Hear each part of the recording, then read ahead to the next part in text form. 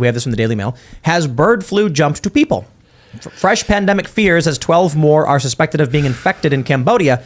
In same province, girl 11 died from virus this week. It's got a 60% mortality rate, by the way. So if this really does start to spread, and people don't, it's a flu though. So here's the thing: it's not going to spread like COVID would, because COVID was novel. People have some partial flu immunity already, so it wouldn't be as bad, but it would be very, very bad. And then I want to show you this tweet from Clay Travis. He wrote, last January, 60% of Democrats wanted to lock everyone who didn't get the COVID shot in their houses. Over 40% of Democrats wanted those who rejected the COVID shot sent into quarantine camps. Over 40% also wanted anyone who criticized the COVID shot fined and imprisoned. Over a quarter wanted those who didn't get the COVID shot to have their kids seized. Now they're trying to pretend none of this ever happened. There must be consequences. So take a look at this polling from Rasmussen. Fine and imprisoned critics of vaccine. 45, it's almost 50% actually. Now, that's amazing. So as we move into avian flu pandemic season, potentially, just keep in mind what they have in store. What's the immunity like at Cambodia? I mean, do they have vaccines? Are they a healthy culture? I don't know enough about Cambodia. No idea. That jungle. would make There's a sense. lot of jungle there. Yeah, it would make sense why it'd be a higher fatality rate if there's... well, the fatality rate is just in general. There's been instances where avian flu H5N1 has infected people all over the world. All over the world, okay. Yeah, and of the cases they've tracked, it's like between 40 and 60%. So some studies have said it's like 42, some have said 50, some odd, and they round up to like 60 and some. I don't believe it. I'll believe like the data later. They told me too many times that people died with COVID, and they said that it was from COVID when it was with COVID, and they died of something else. I don't believe these numbers until I see absolute proof 80 different times from 80 different sources. Ian, you're supposed to be scared and then panic. That's what you're supposed to do. Exactly. I think that's the intention of these flash in the pan. Like, how many people took that poll? They said all those Democrats wanted to lock people down was like 4,000 people. And they targeted people in specific cities. Like, I don't believe it. Well, I think Rasmussen actually does a pretty good job on their polling. Do they have a number of how many? And I mean, I'm looking at a graphic from Rasmussen. I'm not looking at the actual full survey. Let me really freak you out, Ian. They'll try and hit you with all this fear porn 24/7, and then they'll tell you not to be afraid of nuclear war. They'll tell you that you can actually have a preemptive nuclear strike and Russia won't respond. They'll just lie through their teeth about that stuff. But then when it comes to this stuff, which I agree with you probably shouldn't be that afraid of, then they overblow it. It's fascinating how they really do manipulate our psyche when it comes to these It's because things. they want support for the war, and then they want support for the lockdowns. Bingo. Yep.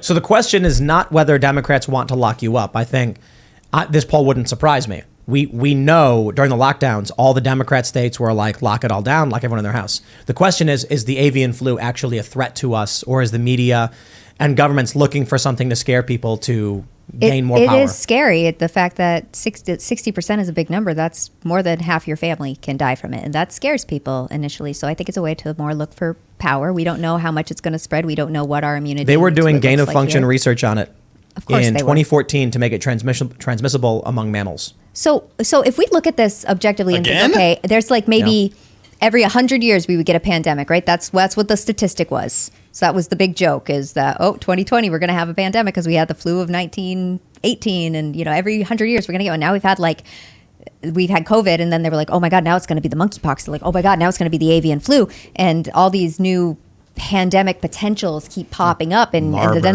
there's gain of function on top of it. So can you objectively sit there and think, is our government not involved in this? Like, is this just happening organically? A serious country would have already imprisoned everyone responsible for the gain of function research. That's my honest opinion. And until you see something like that happen, until you see a presidential candidate who's running on that, and Trump, for the record, you want him to have a redemption arc, in my eyes, he runs on that. He says, I am going to get to the bottom and I will imprison forever anyone responsible. He needs to say, I'm going to get to the bottom of this and I don't care who's at the top. Yeah. That's what he needs to say. Well, that's clever. Let's do it. If the Republicans took the Senate, Rand Paul would have headed the health committee that would have done that. But no, we have Fetterman and... No, well, not anymore. He's in the hospital. Yeah. Well, he's there. He was never there anyways. Who's running the health committee now? Look, you say like a serious country, which is something about it. I don't know if there's ever been a serious country that would target its own elites other than to sacrifice them to save themselves. Maybe so, but I mean, that's all the more reason that I'm an anarchist. Yeah, like Trump wouldn't fire Fauci. I know. And apparently it was Jared Kushner telling him not to do it or something. But the more down that pathway you go, the more irreparable the damage done. And I think that's what we're witnessing, both economically, culturally, just civilizationally broadly. We're allowing the degradation of everything we care about, our children, for God's sakes. We're not even focused on that.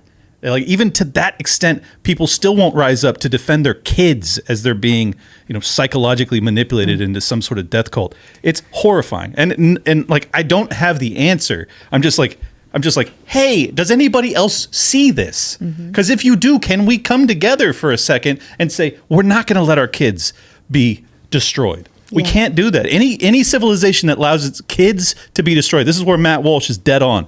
You allow your generation of children to be destroyed, you have no future. Yep. You have none. This is horrifying. I was talking to rollerblader dudes who work at the castle, and why is rollerblading? Why did it fall out of popularity? There were like 30 some odd million rollerbladers, aggressive inline in the mid 90s. It was way more popular than skateboarding. Why did it fall out? Because they did not encourage young people to be involved. Skateboarders did, and skateboarders mocked rollerbladers, and rollerbladers didn't reproduce. Yep. They did not have contests, give out product to kids, and encourage them to be a part of this community. So then 10 years later, there's no one doing it. That's the crazy. Older guys age out. Yeah. The younger people mostly don't. I got to come out of the closet here, Tim. I was an aggressive inline rollerblader at one point. I mean, it was. I think at its peak, rollerblading was more popular than skateboarding's ever been. Yeah. In 1999, I dropped into the YMCA bowl with Tony Hawk watching me. It was a 12-foot bowl on my rollerblades. It was, and he said I was the youngest kid he ever see doing it. No, actually, this was like 95. This was a long time ago. The popularity was like mid 90s. Yeah, that's when I did. They didn't inspire anybody. So not to derail the conversation, the point is, yeah, no, you're right. I get it. 10 years from now, a 10-year-old kid who's watching Disney Plus and the Pride Family, they'll vote in 10 years, and they're going to vote 100% for critical race theory. Bingo. Yeah. Bingo. That's all such dangerous stuff. It's stuff I left Massachusetts and went to Florida to get my children away from it. And it's not something like, when people would ask, why are you moving to Florida, from Massachusetts? And I'd be like, oh, I like the sun, but in reality, it's... You're all creepy cultists. Stay away from my children, you freak. Yeah, I had to save one of my children from them. And that's why I moved. Can you go into detail on that? Yeah, please. I'll go into detail on that. So a few things were happening. I can go into detail on this whole thing. 2020 happens and the lockdowns happen. And I have a daughter who is, and this whole story is going to be about that daughter. Okay. She's incredible. She's 14 now, but this was started when she was 10.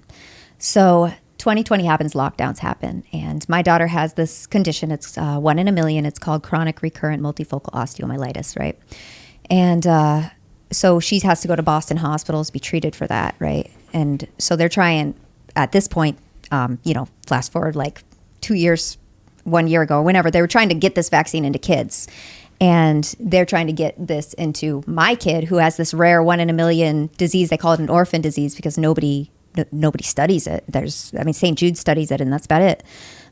So they're trying to get this vaccine into her, and then they're saying, okay, well, in Boston, you can't go into a restaurant. You can't go to a sports coliseum unless you're vaccinated if you're over 6. So I'm thinking, okay, well, I can't bring my daughter to get her treatments and then take her out for lunch because she's not vaccinated, because I didn't put this experimental drug or whatever into my young child. So that's one portion of why I had to get out of there. But other than that, I had someone adult in her life wrote, I'm not going to go too specific. So an adult in her life wrote me an email referring to my daughter as a they, them. My daughter is a tomboy, or she was at the time up in Massachusetts. She was a tomboy. And so they wrote me this email referring to her as a they, them. And I read the email twice because I'm thinking, are they referring to a group of people? I couldn't understand why my child was being referred to as a they, them. And then it hit me what was going on. And I asked, like, did my daughter tell you to call her that? They go, no, I didn't want to assume. I didn't want to assume. They didn't want to assume that she was a girl because she was a tomboy. And then on top of that, because she's a tomboy, she had people around her trying to tell her she was gay. So she came out to me as a lesbian at 9. And I was like, do you like girls? And she goes, no. And I'm like,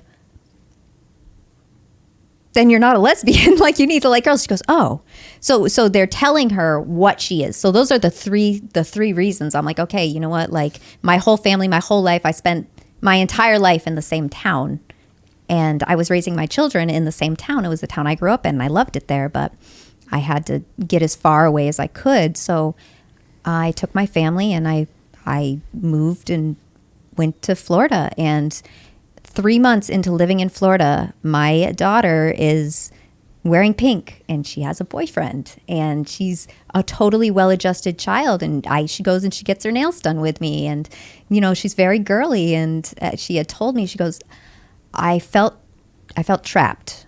And I feel like I can be myself now that we're in Florida. She's like, I felt like I had to be somebody that I wasn't when I was in, you know, she would have naturally outgrown this tomboy thing, but it was instead being forced on her, like tomboy was a gender, and that was who she was going to have to be.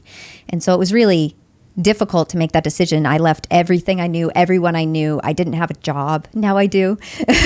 But I just left because that was the most important thing in my world, was my children and saving them. And I saw people, predators coming for my children, and I had to get out of there. And so that's what we did. We left. Great job, Mom. Are you homeschooling at the moment? I have my children in actually a great school that I very well vetted. My children are in excellent schools. And one of them is gifted. I found out gifted 130 IQ.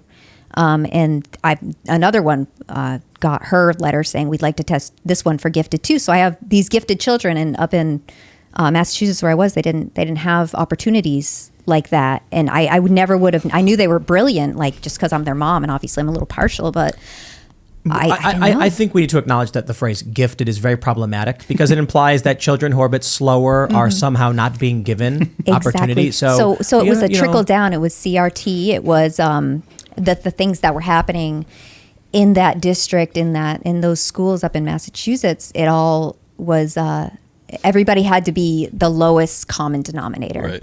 So I had a smart child, and my one that's being gifted tested now, she would be tutoring other kids instead of having advanced work. So you see how they would kind of have her helping, which she loved to do. You know, she'd do it. But I'm just like, can you give her extra work? Can you test her? Like, is there anything more that you can do to encourage her to be smart instead of making her do your job? I mean, that's fair, right? But so that's something, like, as a mother that was super important to me. And it's something I know I have people reach out to me a lot on my Twitter page or whatever, and they're like, I can't believe that you did that. Like, I want to do that. I don't know how. I'm like, you don't have a plan. You just do it. Exactly. You just got to do it. I didn't have a plan. I didn't have anything. And then Tim reached out and hired me. And that was just like, it changed my life, because I didn't. Oh, there you go. Did you talk to the kids before you moved to get their opinions on everything? Yeah, they weren't thrilled about it, because we were leaving their grandparents, their great grandparents, all their cousins, all their friends. Like, I don't know anybody in Florida. I moved all to a they had place, ever known. Yeah. everything they've known, everything I'd known.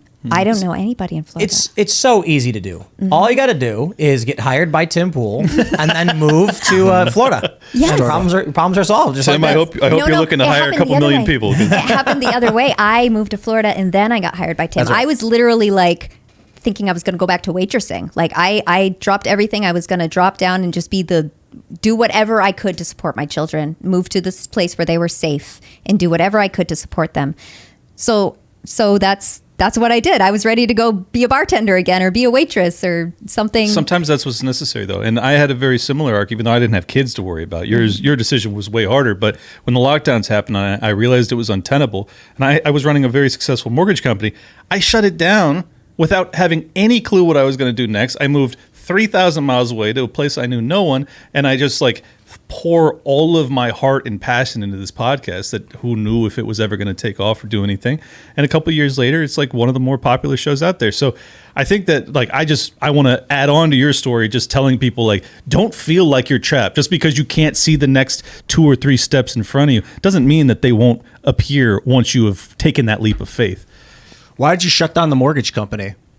Well, primarily because I didn't understand, or it became untenable to continue to deploy my investors' capital into an economy that had so much funny money that was chasing after too few goods. Yeah, I knew that we were entering a bubble. I knew that the burst would eventually come. My loan portfolio usually has 2 to 3 year loan terms. I expected there would be a deflationary bust at some point, which, by the way, if you want to talk about it, I think it's coming very soon now. And we're seeing the housing market's collapsed. Well, it's not quite, but it's coming. Market values are down. I'm seeing the news all over the place. Yep. Home buyers buying a house, is it going to keep going down? Or do you know that? Can you say that kind of stuff out loud? Or you consider a financial advisor? I gave up my licensing in California, so maybe I'm allowed to speak freely. I'll just say this is not financial advice. It's just my opinion. Yeah, it's going to keep going lower. Yeah. But where's the floor? Well, that's the hard part, because ultimately you don't ever know when the Fed's going to reverse course. And when the Fed reverses course and they drop from the 8% mortgage rates is what we're dealing with right now. It's predicated off of like the 5% Fed funds rate. Well, if they reverse course, then they could kick the can and the bubble could come roaring back. You never know. Thanks for watching this clip from the Timcast IRL podcast. Hang out with us live Monday through Friday at 8 p.m. and become a member over at timcast.com for uncensored, members-only shows exclusive. Thanks for hanging out, and we'll see you all next time.